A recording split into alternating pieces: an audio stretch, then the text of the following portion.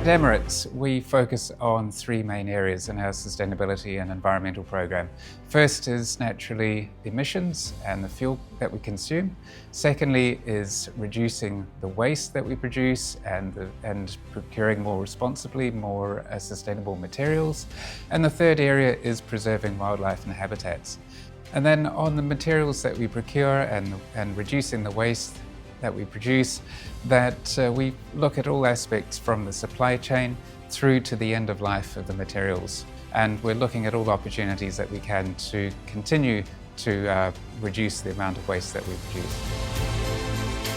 So aviation is it's a global industry, and we need international cooperation to make the progress that we need, particularly on reducing emissions across the sector.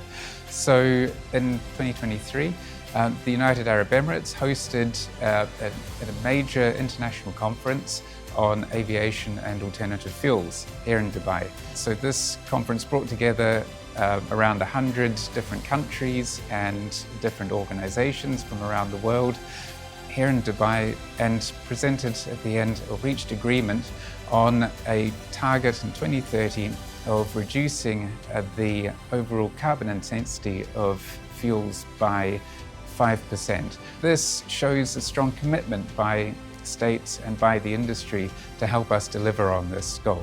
And then following this conference, the United Arab Emirates itself issued a policy on sustainable aviation fuel, which is in line with this declaration, and will also be setting a direction for the future development of sustainable aviation fuels in the UAE.